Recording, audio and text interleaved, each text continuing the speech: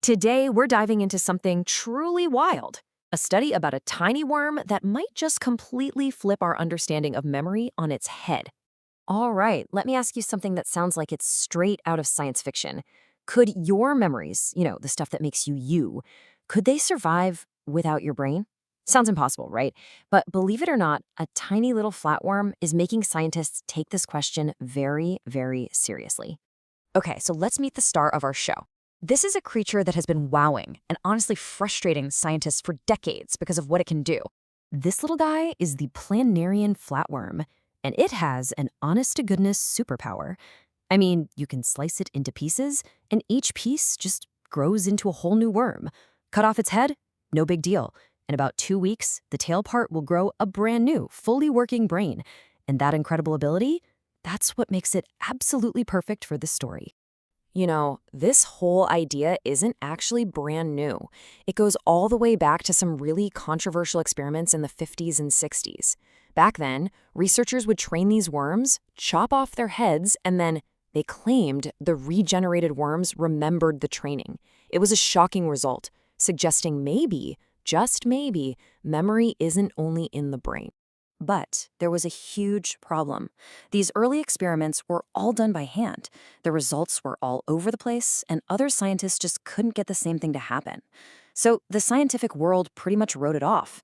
And this incredible question about where memory lives just died out for almost half a century. Okay, now fast forward a few decades. A new team of scientists decided to dust off this old, controversial idea. But this time, they came prepared with some serious 21st century tech. To fix all the problems from those old experiments, they built this thing, the Automated Training Apparatus, or ATA. Think of it as a high-tech worm training gym. It's all computer-controlled, it can train and track tons of worms at once, and most importantly, it takes human error and bias right out of the equation. This was all about getting precise, objective data. And their new experiment was really clever in its simplicity. No crazy mazes or electric shocks. They just focused on getting the worms familiar with their environment. So they had two groups. The main group lived in a petri dish that had this special, rough, bumpy texture on the bottom. And the control group, they just got a regular old smooth petri dish. The whole point was super straightforward. Teach the worms that this rough, textured surface was a familiar, safe place. It gave them a really clear cue based on touch, what scientists call a haptic cue, to learn from. The training itself was pretty simple, but they were very rigorous about it. For 10 straight days, the worms just hung out in their assigned dishes. And to make them feel good about it, they were regularly fed their favorite meal, a little bit of liver, right there in the dish. It's kind of like teaching them where their favorite restaurant is. Good vibes only. So, after 10 days of training and a little break, it was test time. The big question was, did the worms actually learn anything?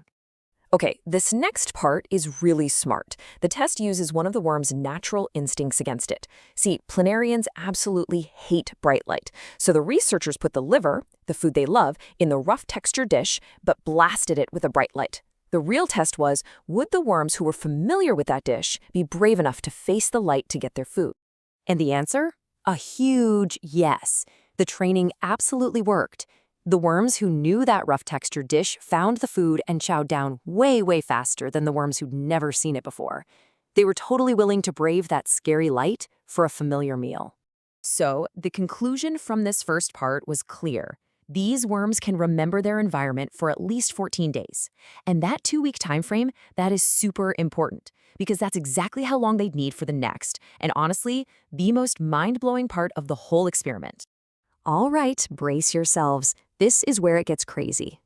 The team took the worms that had passed the test, the ones they knew had the memory, and they cut off their heads. Yep, cut them right below the brain, so only the tail was left.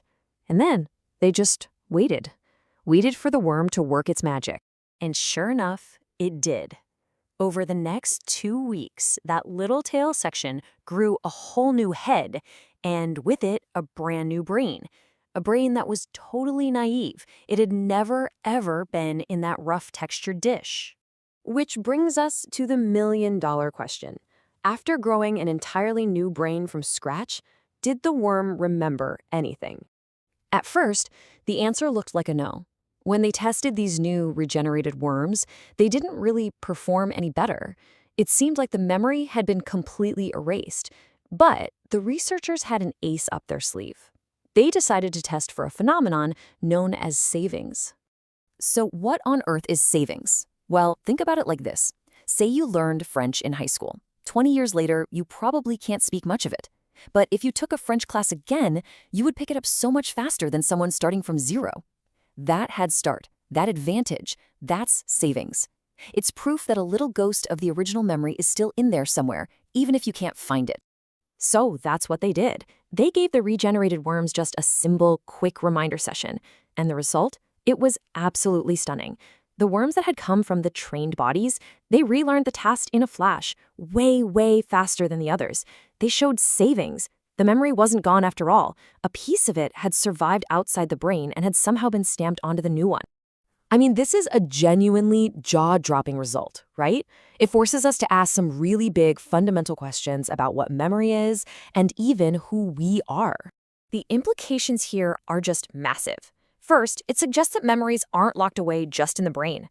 Some trace can be stored elsewhere in the body. Then, it seems like that stored information actually helps shape the new brain as it grows. This doesn't just mess with biology textbooks.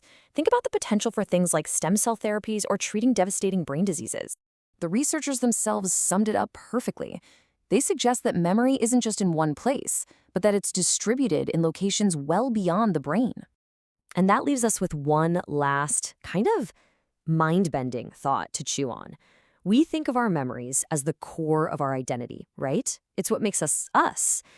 But if this little worm is telling us that memory isn't just in our brain, but maybe in our very cells throughout our whole body, then what does that really mean for who we are?